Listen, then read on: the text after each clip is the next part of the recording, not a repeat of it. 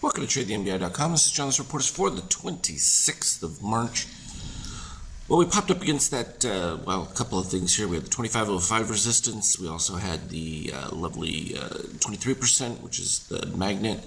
And rising gold under 50%. Can tend to pop for a little bit, but usually they fail. Now, we were already talking about how crazy this is, and this is always a scary sign, and I just want to point that out, because whenever I see this intraday or even on a 50K chart, whatever, I jump up and down, because I am going to attack the hell out of it short when the time comes, because when I get a positive extreme, and I'm at the 23%, that means you're really fully gone all in with the algo setup at that point. If you don't maintain this move, goodbye. You're going to make new lows. So just throwing that one out there so that you're prepared for it and it doesn't get anyone tweaked out. Yes, we've got our dip below, we've got green above, but if you see an immediate spider here and or the beginnings of a rollover of red, look out. We should already expect some weakness because we popped above 13 and dipped right below it, and then usually generates some softness. We'll see if long-term buyers in there are able to do it, because we broke into a new zone, and that should be enough to try and hold up price at that point. Plus, you just got your $2 trillion, but we do have that special event of unemployment numbers coming out, and that is going to... Of course, they already know it's ugly. They're hoping it's not as ugly as it should be. But if it's not as ugly as it should be, then it really should be that ugly, because, basically you stopped a $20 trillion economy overnight, and it ain't getting better anytime soon.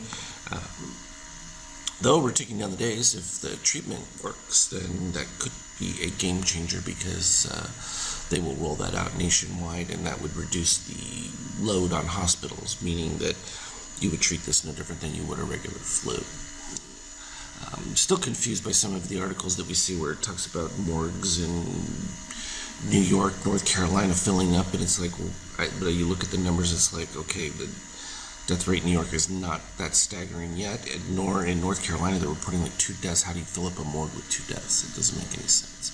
So I don't know if there's a bunch of hype going on in news reporting, but something to keep an eye out for, because they do try to whip up pandemonium and fear, and markets love fear because that drives price in a big way. So here we are at the 23% again, below the 23% on the NASDAQ. You got to be short that construct immediately. We've already gotten the flattening of that curve there now, and you see steel coming through. Now, usually when we get the spider, we're really, from an intraday standpoint, you really want to see steel cross below the cyan as it's rising. From a daily, you can wait for that, but it's going to be a lot longer if you wait for it to happen. Most of the move is going to take place at that point. And of course, they're going to drive the euro. It doesn't matter how much. It's completely a disaster here. They're going to throw everything they can at it, but there's no economic activity in Europe at all. So, this is just central bank involvement, and that just shows you their power. They can manipulate and do what they need to make it functional. And from an oil standpoint, we would expect to start seeing some improvement for oil, because the U.S. will be buying up the entire supply. Of course, they want to get it cheap. So what's the story? Do you want to get it super cheap, or do you want to help support price? These are the unanswered questions that remain to be unfolded as time goes on. And I think that global demand, though, has just had a shock. That what are you going to do with that? I don't know what you do with jet fuel and that. Theoretically, you're going to have suppliers wanting to dump their supply at a loss just to get rid of it, because what are you going to do with it? That said, gold, after the big giant spike up, gives up just a little bit, still looking pretty strong from that standpoint, but the rising orange there, giving a little bit of pressure. That first dip down on orange will be the next turnaround upside buy. And here we are from an intraday standpoint. It's very nice. These charts were looking super clean. Let's just scroll back a little bit to... we'll go back a little further even, because we had some nice little up and downs before we ended up with that big giant buy. And here's was the pre-market kind of faded down. We ended up with the nice pivots, so we're getting lots of pivots. You had the yellow signal. Now, so here's the yellow signal with a pivot, but did it create the X-buy signals? No, that didn't happen until right over here, and boom, that was the massive move. But you had positive extremes. Well, it was right about this one. It had already been filled by these setups right here, so that from that standpoint was good, and this dip below the red line had already met the lower move from down below. So from that standpoint, it wasn't until we got all the way up in the peaks right about here, but it still was decent. So it's one of those where I don't have the ABM on here, but as soon as you get the ABM, well, let's just put it on. Why not? And through the magic of TV, we've got the ABM, and you can see it was right up here. It was a little early. We didn't get the ideal steel above, back below, so it was literally you had to wait for a break of the ABM, and that came just before the full DOC spread. This thing did actually show it, so it was right after it. So as we spiked back up towards it, we were forming the DOC spread with steel coming from below and above magenta. I wasn't looking for a whole lot from this thing at the beginning of it, but we had levels down here to fill in. It was a little bit of a range, so it's like, okay, let's let it get started. And once it got started, boy, we kind of fell off a cliff because we ended up with the dip below the red line. So I was willing to stick with it because with the rising steel, you expect, hey, price to kind of turn around pretty quick on you. And I kept thinking, okay, it's going to come pop up. And then each bar, we kept going a little bit lower and a little bit lower. And I was like, okay, but we kept staying below the red line. And you can see how consistently it kept it into that sell mode until we ended up starting to make the lower lows on rising extreme. And once that took place, we were all set to go. And then boom, started to ride up there perfectly. So that was pretty decent. But then after we rolled back up, we made a shorter high. Same situation. Spiked above, coming from below, but dipped below the red line. Got a little concerned when we ended up with this one right here where it first started to pop up, but that bar started immediately right below resistance there, and it just kept fading from that point. So these were all just pretty clean, and I mean, color to color is just perfect, which was the whole point of the Paint Bar 2.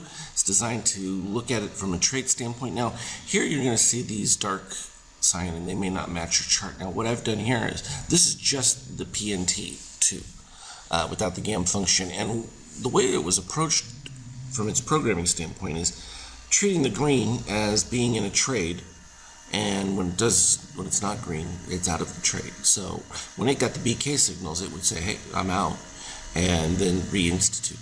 And so when you get this kind of sideways consolidation up at the highs, that'll typically happen because it doesn't want to let something like that run away from it.